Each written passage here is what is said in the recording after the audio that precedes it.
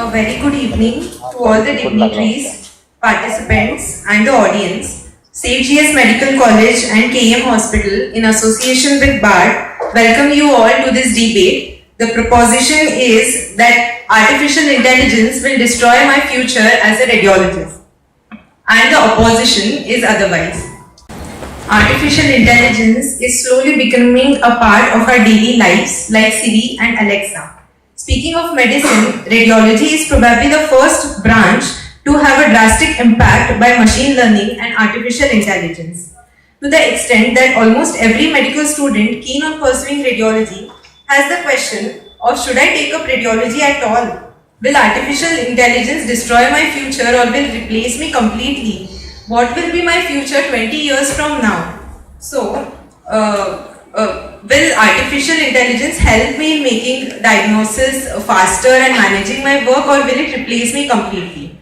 So to find to have a good discussion on this, today's proposition is artificial intelligence will destroy my future as a radiologist, and the opposition is vice versa. So I would like to invite Dr. Hemangini ma'am to felicitate our chair person for today, Dr. Ravi Ramakantan sir.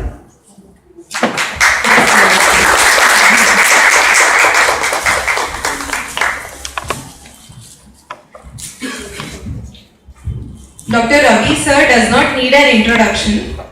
He was the ex-HOD of our Department of Radiology at KEM Hospital and visiting professor at Brigham's and Women's Hospital, Harvard Medical School. He was the first international visiting scholar in RSNA and the founding president of Indian Society of Neuroradiology.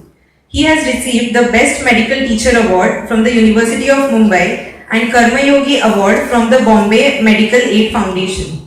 He has about 60 research papers in index journals and over 20 orations to his credit. He has been honored with the Lifetime Achievement Award from the Indian Society of Vascular and Interventional Radiology. Sir takes keen interest in academics and we are lucky to have his weekly sessions every Friday. He also takes journal club sessions along with case of the day and case of the month submissions for our KEM Radiology website, and it is one of the top searched websites for the same. We are glad to have you, sir, as the chairperson for today.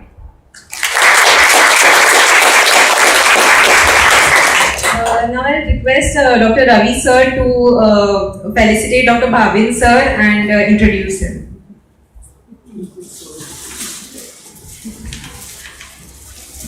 Bhavin, walk up here. What is this?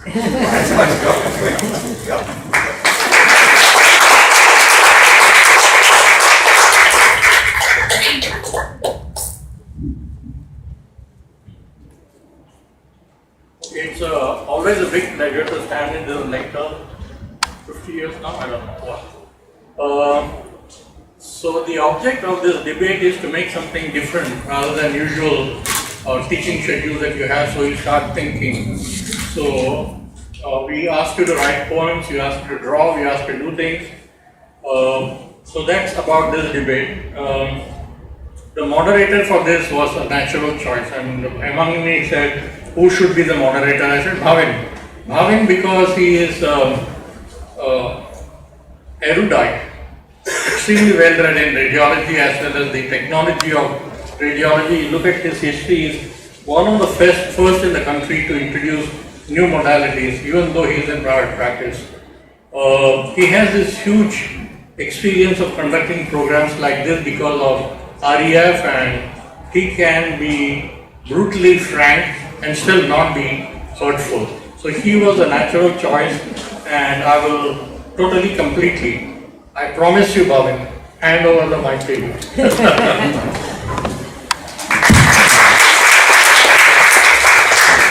Thanks, Ravi. So he's actually sitting down, which is great. And over to you, Harshit. We also have Dr. Hemant Deshmukh sir. I'll like to invite Dr. Hemangini ma'am to kindly felicitate Dr. Hemant sir. Where is Hemant sitting?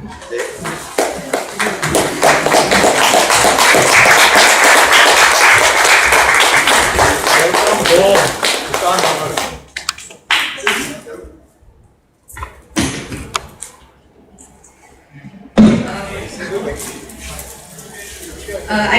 call upon Revati ma'am to felicitate Hemangini ma'am.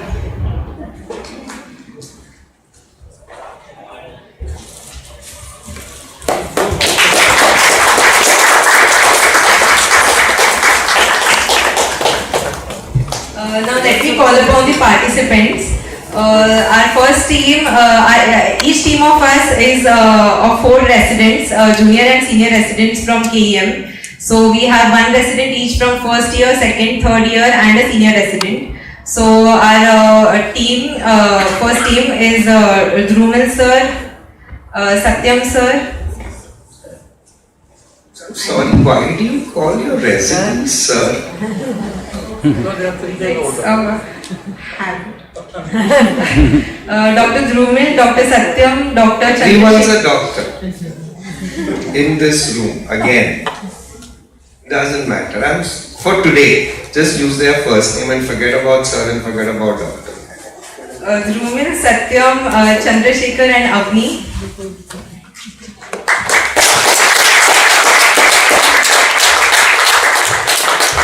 Sumit, Gautam, Zubin and Aparna.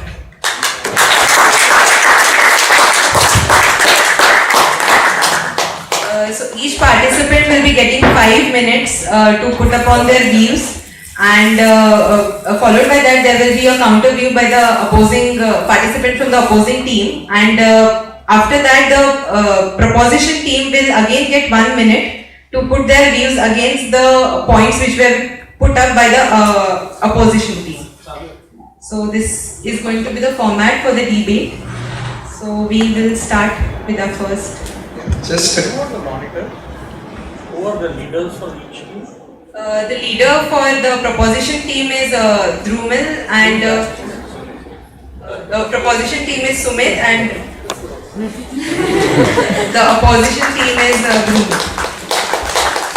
So, I'd request you to, and I'm saying this very nicely, state your full name when you start and a brief title of the topic or the subtopic that you're covering, and then take it from there, okay? The same thing with the opposition.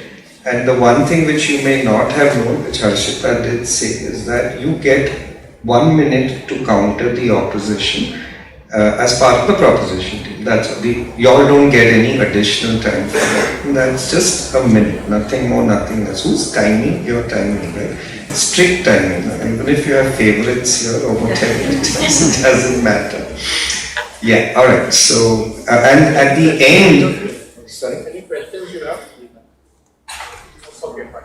At the end, each team leader will summarize for 5 minutes, right? So you get like in the US law dramas that you have, you get the 5 minutes to address the audience and summarize the entire proposition, and you can summarize the entire opposition. I haven't decided whether I want to ask you questions immediately after your session or at the end. My feeling is that I will probably ask you questions as soon as you finish your round.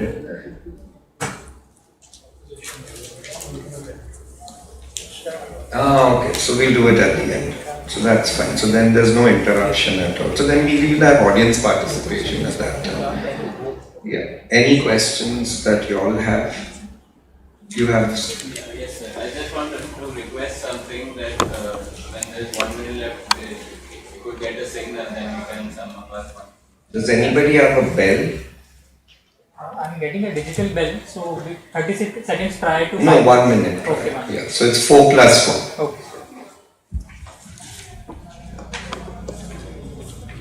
Ashita, I will be standing there and you need to say in terms of saying the name or let them. Just start it. Also, it would be better if you stand there and talk for the purposes of video. Okay.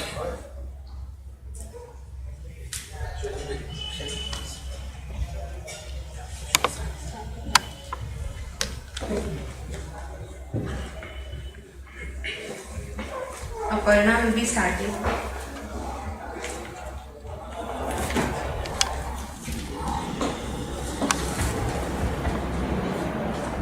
Professor Alan Turing, in his first ever paper published on artificial intelligence, proposes the million-dollar question. Can machines think? After almost 70 years, that proposition has turned reality. Good evening, ladies and gentlemen. I am Aparna, doing my first year residency in radio diagnosis at KEM, and I am here to share my views on why AI or artificial intelligence is the ultimate truth and nothing but the truth. So before we begin, let us establish a few facts. Mathematics, as we know, is the language of the universe. And what is artificial intelligence? It is basically a set of complex algorithms which is derived from simple mathematical equations. So the language of the universe, the ultimate truth, is the basis of AI. So the birth of artificial intelligence dates back to the Second World War, when Professor Alan Turing, who is regarded as the father of AI, invented the first algorithm, Enigma, which helped break the Nazi German code and led the Allies to victory in the war. Since then, the field of AI and machine learning has been growing and evolving at a boomingly exponential rate, being one of the biggest scientific breakthroughs of the 20th and the 21st centuries. It is constantly and exponentially getting better, faster, smarter, and more accurate even while I speak, that we humans are forced to forecast a future where almost all jobs will be automated. Right from automated self-driving cars which we have now, to automated farming machines and even robotic surgery, which is becoming very common. Life has become unimaginable without apps like Google Translate or personal assistants like Siri or Alexa, or even face and fingerprint recognition, which is very rampant now. For the average 21st century human, whose first act after he wakes up in the morning might be to check his phone or Instagram, which again is run by AI. Artificial intelligence uses concepts of machine learning and deep learning algorithms, which are slightly complex for us to comprehend, but they help it to discover patterns and generate insights from the data it is exposed to. It has complex neural networks which are similar to the wiring in the human brain. It enables it to self-learn from the data without being explicitly taught or programmed. It is similar to a medical student or a radiology resident who, but without being tireless, is constantly improving, constantly learning, and constantly correcting its mistakes and learning from them. A concept called reinforcement adaptation, which we humans don't have. We have seen advances in artificial intelligence surpassing human cognitive ability in many fields. Noteworthy examples are IBM's Deep Blue defeating elite chess player Garry Kasparov in the early 2000s, or Google's artificial intelligence AlphaGo, which beat most of the professional players at their own game, or even artificial intelligence diagnosing breast cancer or a pneumonia on medical imaging, which was missed by the most experienced radiologists. The trajectory of growth of AI is proof that there will soon come a point in the not so distant future where AI exceeds human performance and reasoning in performing complex tasks and even in decision making, from writing the best-selling novels, from planning cities based on the patterns of traffic, or even in judicial decision making. There will come a point where human intelligence improves as we learn from artificial intelligence. This is not science fiction anymore, guys. As far as radio diagnosis is concerned, there will come a point where the backbone of diagnosis is tied to an entity which does not require a salary, does not require any benefits, does not require food or water or rest, and can work tirelessly 24/7 with the same precision and efficiency throughout. There will be no incentive for the meaningful job of a radiologist, and our roles will be merely reduced to technical work. There is no thrill in diagnosing anymore. According to renowned radiologist Dr. Jeffrey Rubin at the 2022 RSNA conference on AI, artificial intelligence has a profound impact on every aspect of medical imaging, from decision making to image to its acquisition, processing and interpretation. He adds that the role of radiologist will be reduced to an assisted position, merely overseeing and facilitating the evolution of AI. So to conclude, ladies and gentlemen, I would like to point out that the combination of clinicians with the aid of artificial intelligence will soon eliminate the jobs of us diagnostic radiologists. AI will soon fill in the shoes of radiologists by being faster, less expensive, more accurate and always improving with no tiring. It is not the fear of innovation, ladies and gentlemen, but the fear that there will soon come a point in the future where the regulated will soon become the regulated. Thank you.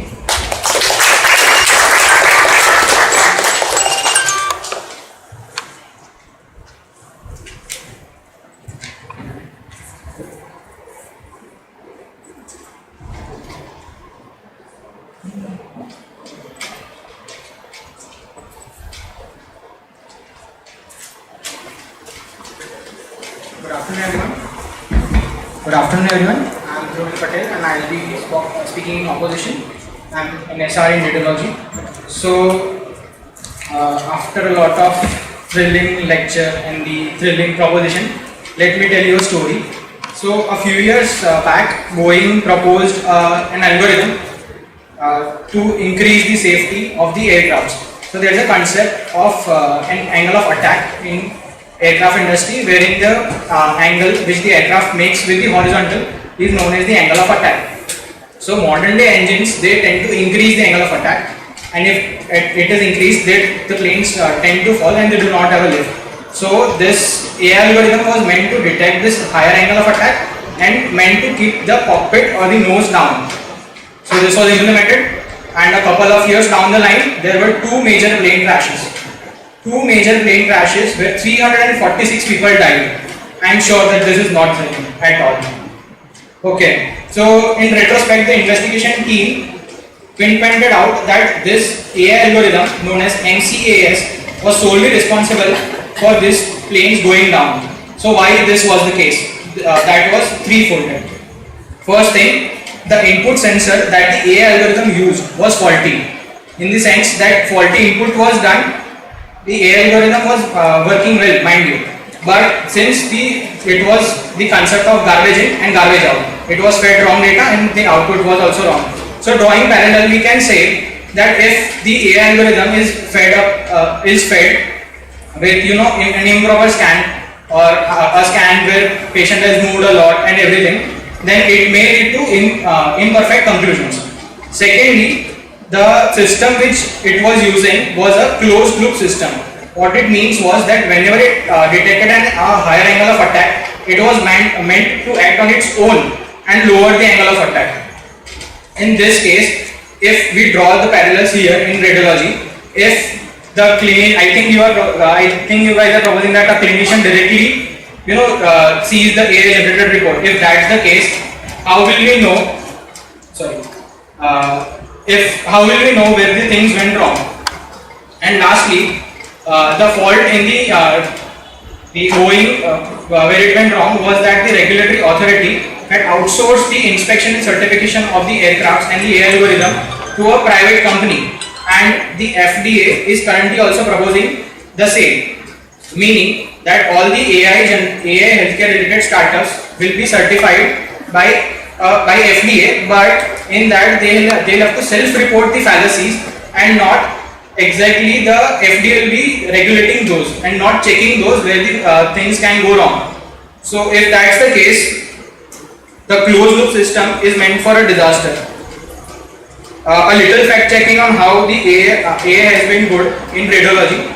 So there was a multicentric study done in United States and Sweden, where a total of 3 lakh mammograms, that is a huge sample size, where a 3 lakh mammogram sample size could not outperform the US community radiologist even after it being fed clinical data and prior mammograms. And in conclusion, they concluded that AI along with a single radiologist demonstrated increased specificity. That was their only conclusion.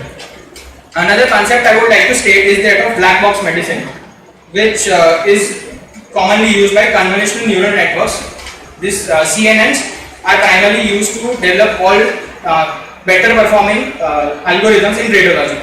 So black box medicine is basically, we do not know how these things work. Okay, either it is due to that the rules haven't been established, or they are so complex that we do not understand them. A common radiologist wouldn't understand them, neither a clinician, if you guys are proposing that. So by keeping the radiologist in the loop, we can prevent those errors. And if say there was a malpractice insurance in case where AI had generated a report and clinician had acted on it, who will be responsible for it? And in the court of law, we need to take these things by a step-by-step process on where exactly things went wrong. And if we do not know, if we do not understand the process, how the conclusion was arrived at, then how will we be prosecuted anyone? In the end, I would only like to say, I would only like to ask a question to my opposition, that if you guys are so convinced that AI is coming for us, then why aren't you packing your bags and preparing for NEET on 5th of March? Thank you.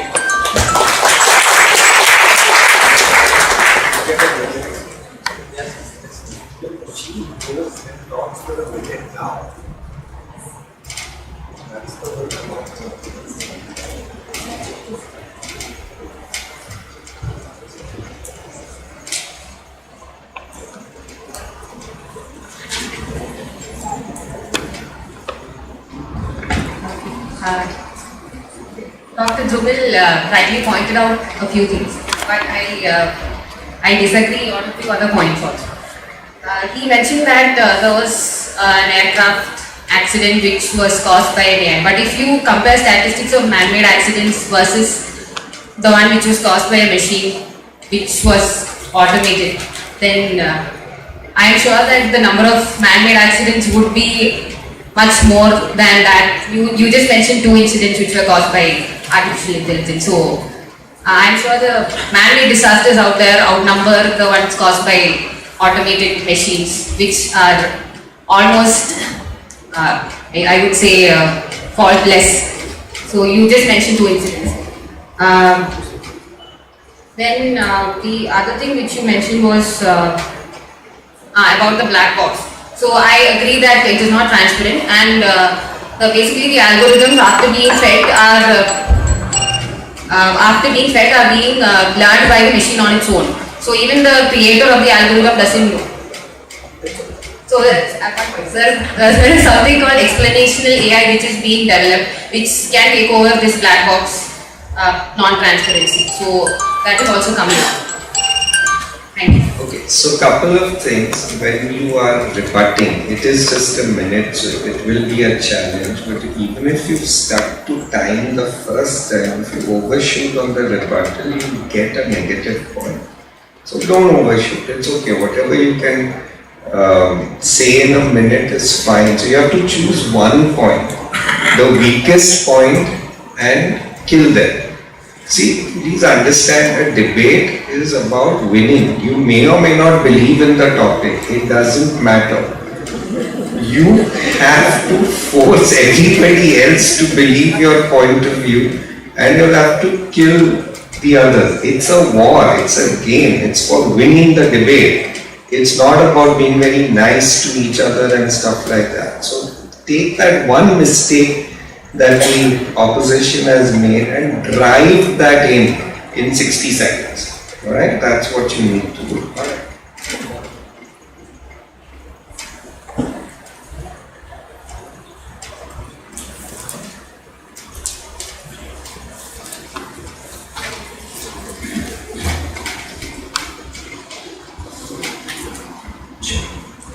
I'm Zubin Driver, second year resident. My topic is whether AI is just meant only for taking measurements and for quantification. So there are 2 aspects of AI. One is autonomous AI and another one is assisted AI. The assisted AI is nothing but AI enabled. For example, if you want to take HU of the brain, I will place the ROI on the brain tissue and it will give me 30 HU.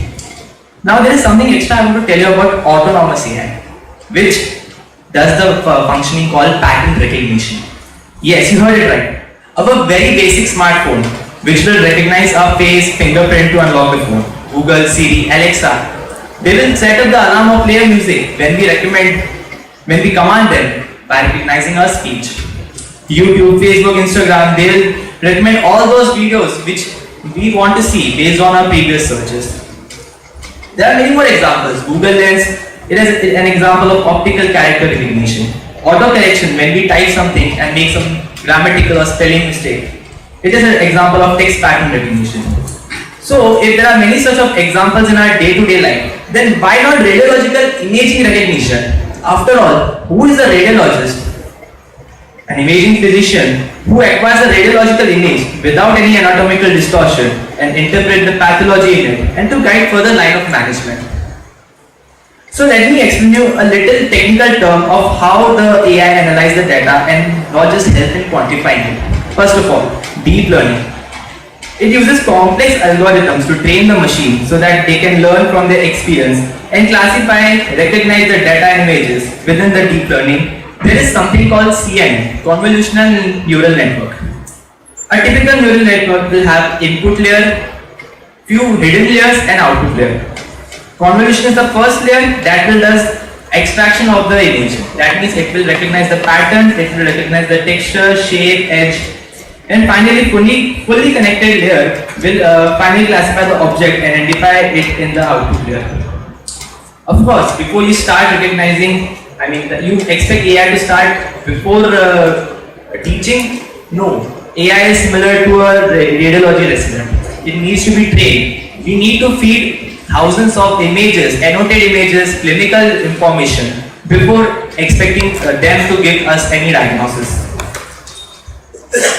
And all this will happen without any food, sleep, or water like we expect from an ideal radiology resident, correct? So various articles have been published with positive results stating that AI works at par with the radiologist. One of which is in RSN, published in the year 2020, which is AI approaching neuroradiologist level in differential diagnosis of brain MRI. Another one is put up in the European Radiology, which states that AI can help in diagnosing the severity of the COVID using thick slices of CT images, published in the year again 2020. And if such danger tools are in the hand of a treating physician or a surgeon who just need a little extra confidence to know whether the diagnosis is correct or not, then who needs a radiologist? Now you might wonder, how can a surgeon interpret black and white images? Well, they are equally potent and knowledgeable as we are with the anatomy. Since the time we enter the dissection hall in the first year MBBS, it won't take the time to learn how to use an AI for them as fast as my grandmother has learned how to operate a basic smartphone. Further discussion will be put up by Dr. Gautam.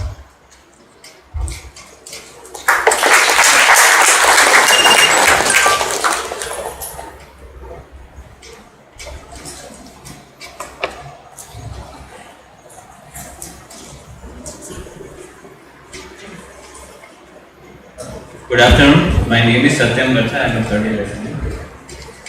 I've been discussing in the opposition of the fact that it is good for measurements and quantification.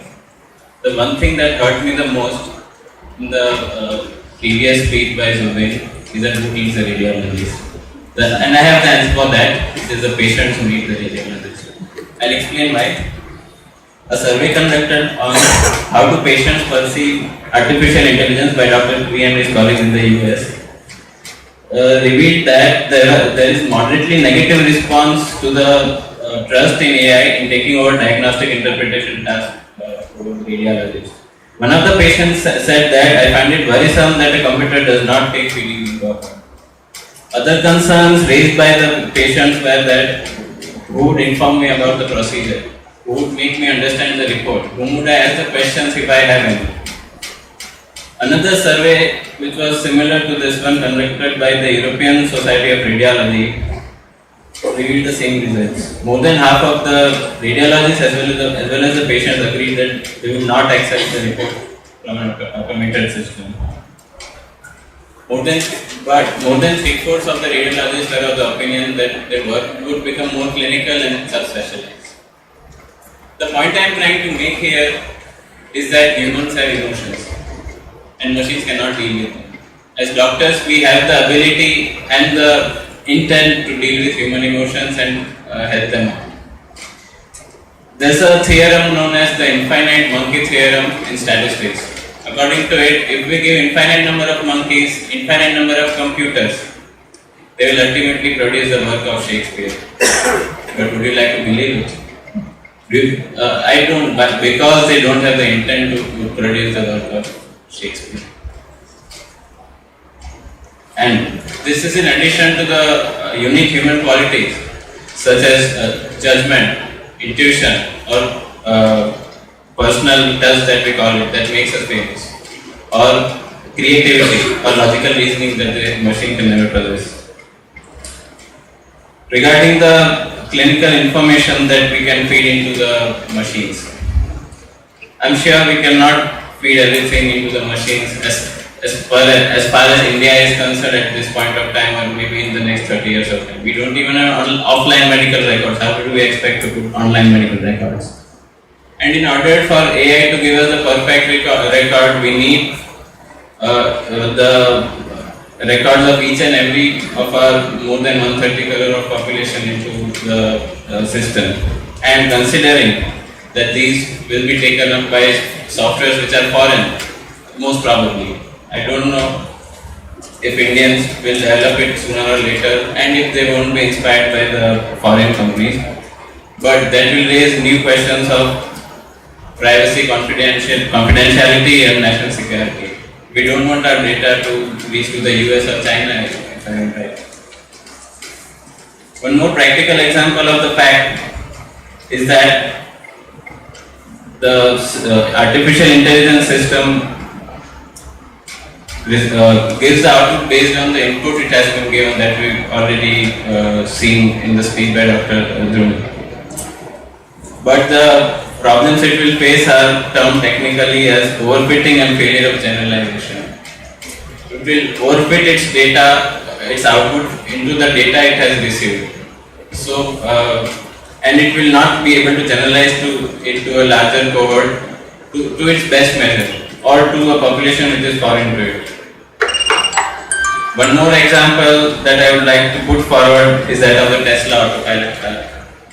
We all know that when we want to buy a Tesla, we just pay online. Not we obviously, but in the US, we need to pay online. Just go to the Tesla compound, unlock the car through the smartphone, and take it home without even driving it, because the autopilot system drives it. But is it the whole truth? No. The truth is that we need our hand on the steering at all times, otherwise the autopilot system won't work. Why? Because there are reported cases of 19 fatalities in the Tesla's autopilot program as of now. And imagine it coming to India, where we have traffic, absence of implementation of traffic, and stray dogs, stray cows, not to mention occasional DS or zebras. So I don't think the so-called perfect artificial intelligence will ever be able to cope up with the imperfect life that we live. Thank you.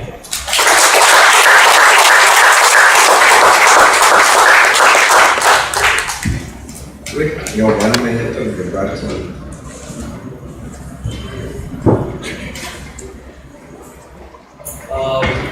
Satyam said that radiologist needs patient. Well, if the question is asked today that yes, patient as well as clinicians need us, our advice, but not in the future, because AI will help us. And secondly, the radiologist needs patients. Patients, radiologists, how is the relation? I mean, if I have my USG posting, I might talk to them. But what about CT scan and MRI? I have never seen my patients. I've just scrolled the actual images, that is it. Okay, so sir said that, Satyam said that human emotions are not in the machine. But machines also are not biased as are humans. Let me give you an example. If a radiologist is in a relationship, and do you expect if his girlfriend said yes, he'll be in a good mood to report good cases, but not if he's in a bad mood. But that will not happen with the machine. Also, for generalizing means being a largest set. Obviously, it is. Thank you.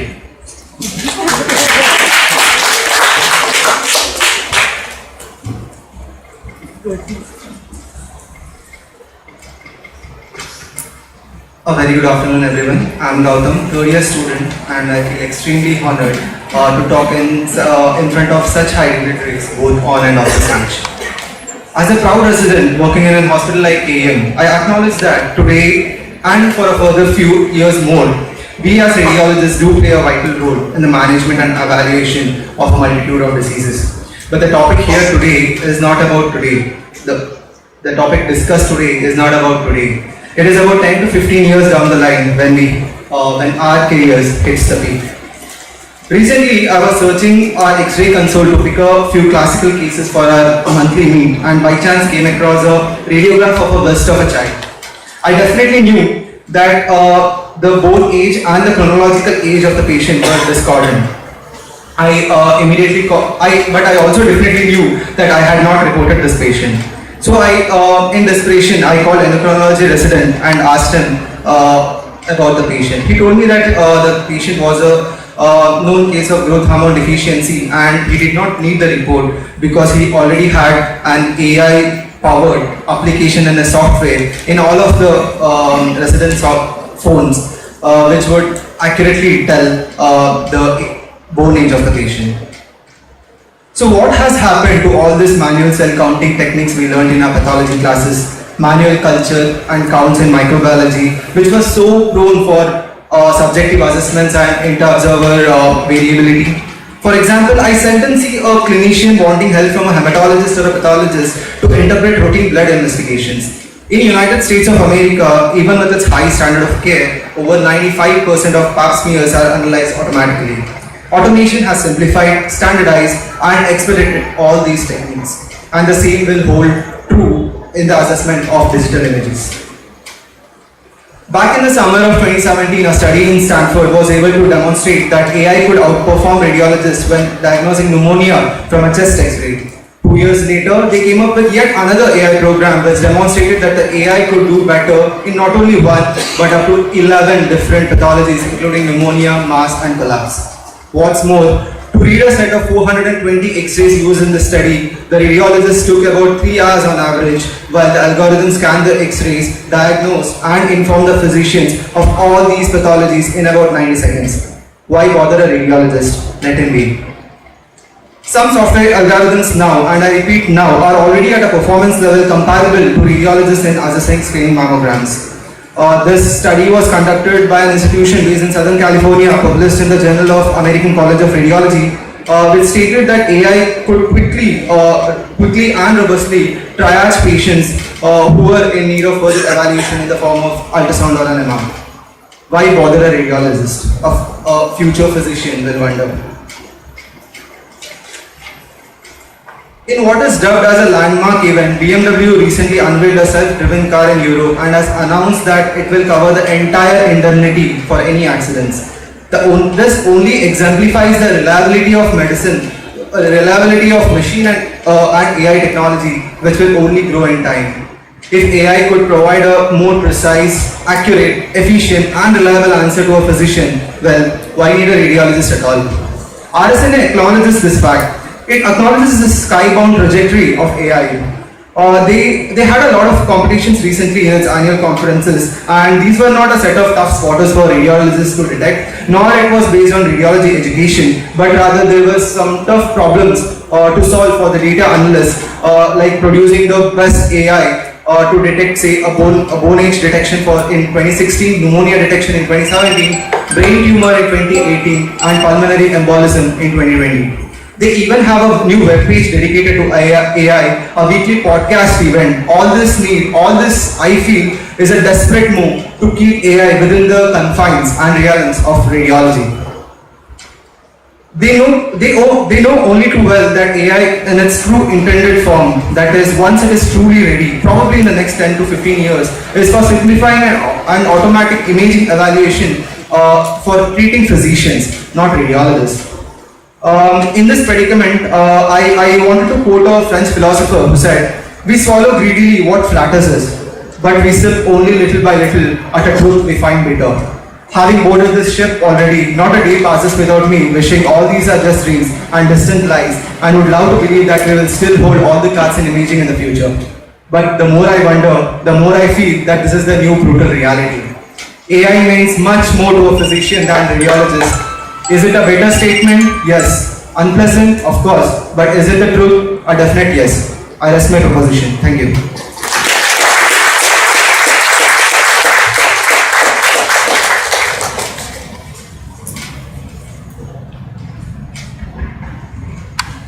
Good evening everyone. I am Abhi Nathu. I am a first year resident in the Department of Radiodiagnosis. So I'm sure all of you have seen an ECG before. If you look carefully, on the top right hand side corner, there is usually a diagnosis given by the AI algorithm. How often have you seen a registrar acting on the diagnosis in the emergency? So what is an ECG? It's just how can you compare it to a cross-sectional image? If something as simple as an ECG has not completely replaced clinical diagnosis, how do you think that in the near future AI algorithms are going to replace us?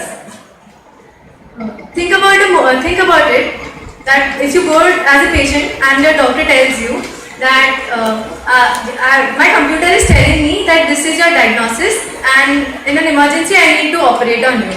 How comfortable do you think patients or other clinicians would be in such situations? The problem with AI is that it lacks transparency. How it has come to a conclusion it is difficult for clinicians as well as patients to understand how the diagnosis has been reached, and hence people will find it difficult to trust it. And if there is a misdiagnosis by the AI algorithm, who is going to take responsibility for this? Is it going to be the hospital? Is it going to be the data scientist who developed the algorithm? Is it going to be the technology provider, the vendor? Or is it going to be the clinician who decided to trust the report given by the AI algorithm? So unless these fundamental concerns are solved or there is some litigation about this, I don't think AI is going to replace radiologists in the near future. We often say that your eyes can't see what your brain doesn't know. So are AI algorithms well equipped to deal with something, if it is a normal finding or if it is an artifact? Do you think that an AI algorithm will be as good as a radiologist who not only sees the images but also knows the clinical history, knows what the clinician is suspecting, and acts as a bridge between the two, and then views the scan as compared to only an AI algorithm viewing it? If we just take the example of ultrasonography, so a clinician who knows the history of the patient, who knows what the clinician is suspecting, if he does the scan and obtains accurate sections, can you compare the same to just someone scanning performing the scan and an AI algorithm interpreting it? I feel like performing ultrasonography and getting proper sections is an art, and I really don't think AI is ready to replace us in that way. Another aspect of radiology which I think that AI's artificial intelligence algorithms can never replace is interventional radiology. I'm sure my opponents will say that it can provide help for needle trajectory for beginners or some other aspects of this. But how can you expect it to perform vascular or neuro interventions? I don't think that it's going to replace us in this in the near future. Another issue I feel with AI is that it has the risk of increasing the false positives and hence overdiagnosis. This will lead to further unnecessary wastage of resources if overdiagnosis is a problem with AI. As the speaker before me said that AI algorithms are used to detect pulmonary nodules or calcifications on a mammogram. I feel that thinking like this is in a way really oversimplifying what a radiologist does, because the scope of being a radiologist goes much beyond just image reading and interpretation. It is a holistic thing where we take into consideration the entire patient picture and then we give our reports. The vision for AI in radiology in the near future is, I feel, is like a cockpit. If a pilot is sitting in a cockpit, then he is continuously getting information about the outside surroundings and by the various sensors in the aircraft. But at the same time, if there's all the tedious tasks are taken care of by autopilot. But in case there's a malfunction of the sensor, we know that the pilot is there who is responsible for the lives of the patient, lives of the people sitting in his aircraft, and is well equipped to handle this situation. So these are my points. Thank you.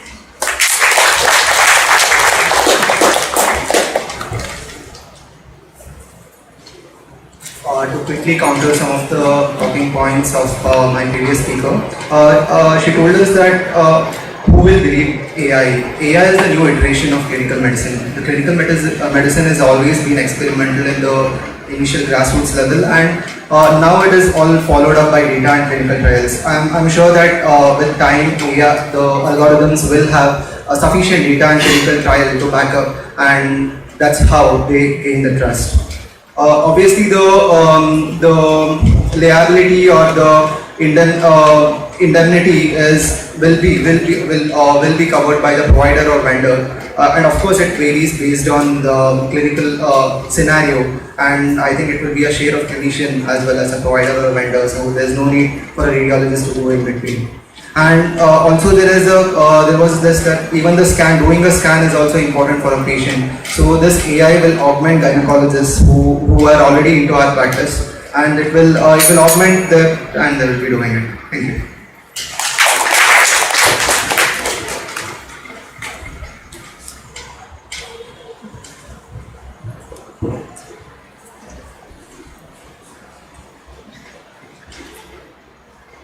Good evening everyone, I am Sumit Urshatta, SR in Radiology. So, for the final question is, will the AI replace us? Now, considering the rate of the technological development that has been, I surely think that AI will replace us in future. And let me lead this by an example. Oxipet is a Europe-based company which uses AI in medical imaging. So it has developed a software called as ChestLink, which analyzes chest radiographs and segregates into normal and abnormal. It also writes the normal report for the normal radiograph and directly sends that to the patient's database without any intervention from a radiologist. So now this software has been permitted by the European Regulatory Board for its use in routine healthcare systems, and it has resulted in nearly 20 to 40% decrease in the workload of a radiologist. And this system has also been granted permission in Australia as well. And if you go on their website, their motto is to provide AI services in resource limited and resource poor countries. Now coming to that, India is a resource limited country where most of the radiologists are not willing to go to peripheral regions. Also, in an institution like us, like this institute, where there are nearly 500 to 600 radiographs that are being done, there is a relative scarcity of radiologists to report all those. And such AI will definitely help to do all the reporting for that. Second example I would like to quote is a website called as cure.ai. Now this also specializes in medical imaging using AI. So by now it has developed three softwares, one for chest radiographs, one for CT scan of brain, and one for musculoskeletal radiographs. So these softwares, which is a chest radiograph software, diagnoses nearly 11 conditions including consolidation, nodules, lung masses, effusion, pneumothorax on chest radiographs accurately. And their CT scan software analyzes nearly 9 intracranial conditions which present acutely, including intracranial hemorrhages, capsular fractures, pneumocephalus, any mass effect or acute infarcts. So, I know you might be thinking that we still have ultrasound to us, but let me tell you about what are the current advancements are in the ultrasound. So there have been Lin et al. From China had developed an AI which allows to detect 9 intracranial anomalies from second trimester to third trimester. And this has been developed from a data set consisting of 14,000 images and 170 ultrasound videos which are there. Another study that has been done shows that there will be, just by doing 2 to 6 sweeps of abdomen of a pregnant patient, will give you accurate gestational age as well as fetal presentations. And these, so with the advent of AI and ultrasound, soon a sonologist will be replaced by a sonographer in our country. Now, if you focus on the current scenario, there are various kinds of medical imaging which are actually taken up by different departments. For example, neurosurgeons don't need a report of MRI for operating, they just need films. Even the tractography that we give to them can be derived from an AI-enabled software. A nephrologist is doing a USG KUB as well as stress-guided biopsy or kidney biopsy. Gynecologists are doing pelvic and obstetric scans. A well-read surgeon can identify acute emergencies of the abdomen looking at the CT scan, and we have seen that in our institute as well. And some of the chest physicians are also better at detecting chest X-rays and CT scans. So soon, it's not that long that the need for the radiologist will be completely eliminated. It will start from simpler modalities like ultrasound or simpler modalities like radiographs or mammographs, and it will eventually climb its way to CT, MR and ultrasound. Aristotle has quoted this, that there is only one condition in which we can imagine that the managers not needing subordinates and masters not needing slaves. And that condition would be that instruments would work on would work itself on the word of command or by intelligent capability, such as the shutter will weave itself and the plectrum would play its own harp. We all know that the big tech companies are firing thousands of employees in the face of economic breakdown, inflation and overhiring post-COVID pandemic. And we have to understand that such decisions can be taken on us radiologists as well. Also, there is a recent article that has been published on the site of RSNA, which is prepared from it's a data set of mammograms, and the article that it's a mammographic data set consisting of 4 million images. And let me quote you the exact words that has been said, that the potential application of this AI in mammographic screening is, first is triaging, second is replacing certain radiologists, and the third is decision support. So even such big journals are claiming that there will be a time where AI will replace a radiologist. So to summarize, I would just like to say that us radiologists need to learn data science and understand deep learning before the AI understands our job.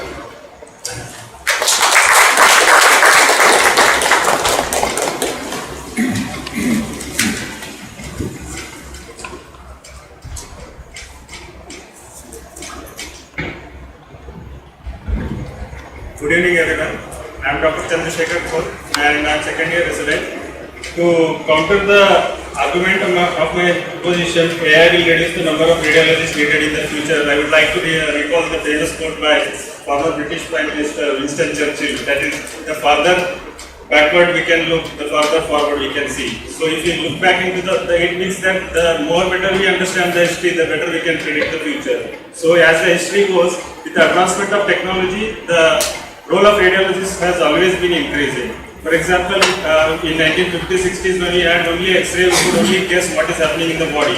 But with the invention of computer technologies, CT, computerized tomography came, and we started looking more into more detailed anatomy and more detailed pathology in the human bodies.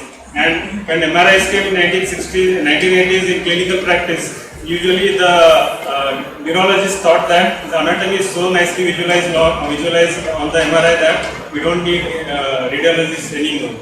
But what exactly happened is the MRI sequences got complex, and there are more and more data got created from it, like functional MRI, and there was spectroscopy. And to analyze all this data and to put them in clinical perspective, today we need KEM radiologists. So in that way, the same thing will going to be happen with artificial intelligence. The artificial intelligence, it will help the radiologist. At the same time, it will start generating more amount of data, more amount of information from the same scans.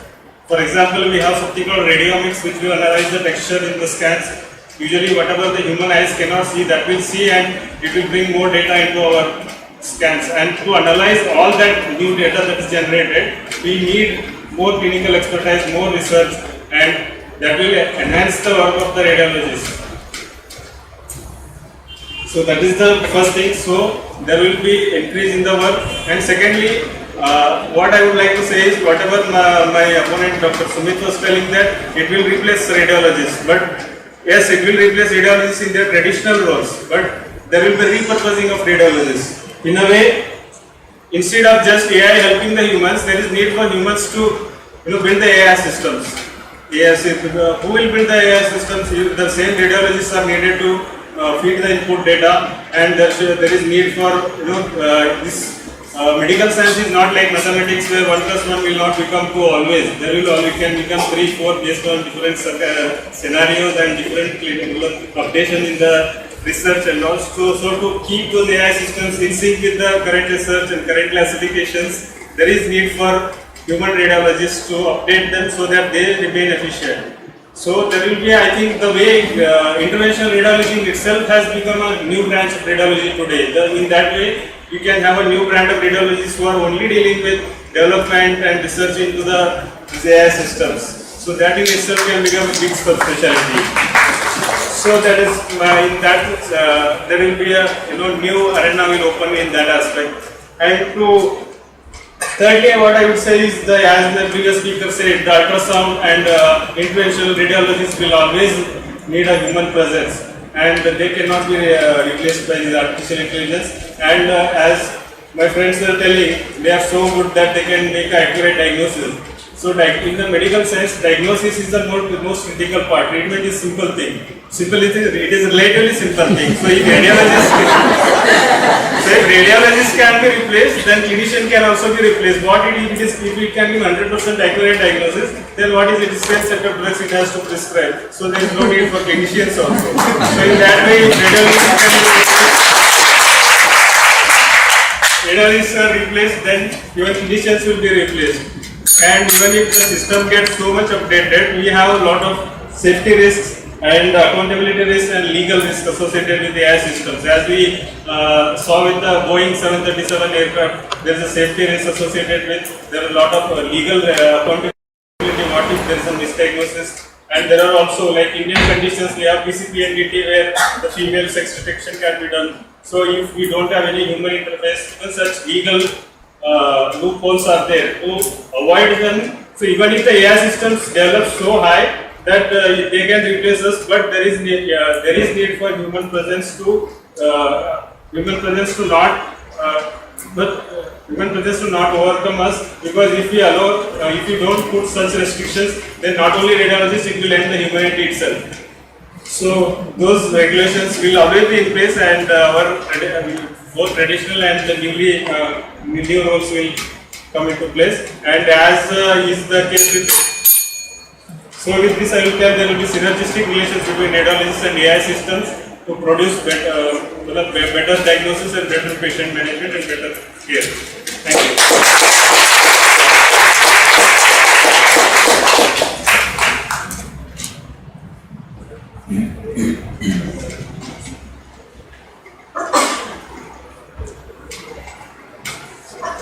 So Chandrasekhar, you said that radiologist has to repurpose his role during while the CTs and MRIs were invented. Well, now we are at the peak of our hardware development. AI is a software, and hardware development is not equal to software development. Now we are into software development.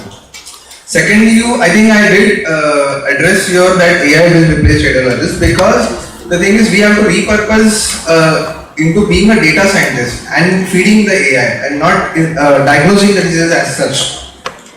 And thirdly, about the legal issues, so there are talks about conferring a personhood to an AI. That AI will be considered as an electronic person himself and will be liable for all the mistakes that AI can do.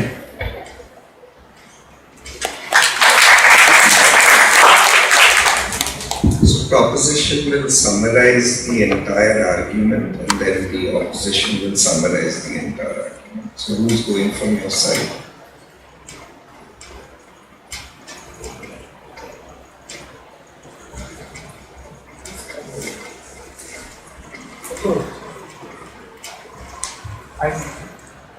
Five is the outer, you can take less time also, it's fine. It's just your main thrust point. I thought really about rebuttals, but why would you say what you believe? So, to summarize, I would like to say that artificial intelligence is the new thing. Second thing I would like to say is that I know that in a resource limited country like India, it won't be immediately applied and it won't be immediately available to everyone. But definitely 10 to 15 years or maybe 20 years down the line, we might be replaced or we will be replaced by AI. And there are examples, because there are many industries that are being replaced by AI.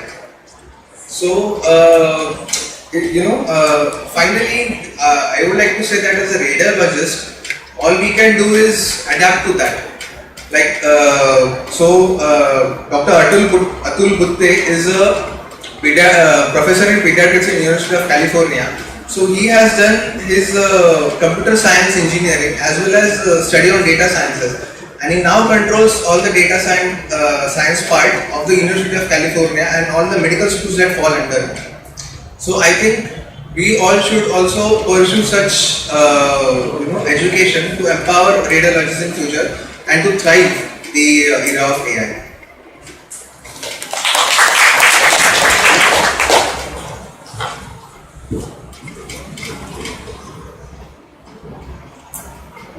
if I may counter their few arguments, can I?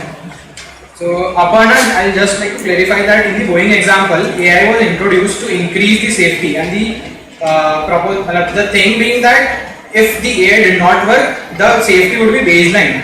But what happened was that AI introduced newer risks. This wasn't expected. So AI itself, when it comes to radiology, actually it has its own inherent risks. And Zubin, you haven't actually seen a patient in CT. You know our faculty here, right? Okay, and by a show of hands, please let me know. So if in some future, 5-10 years down the line, if there was a fully automated system to report your HRCT, God forbid, but if you had gotten your HRCT done, what would you choose? AI with radiologist or only AI? Please. AI, only AI once first.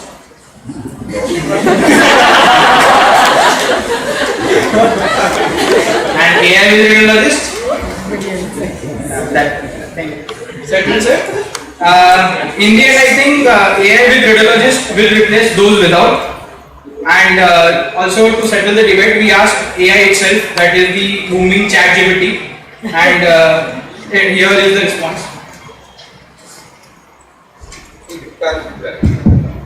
Speak it up. You can't use it. Okay, so ChatGPT wasn't convinced that AI will be replacing radiologists anytime soon.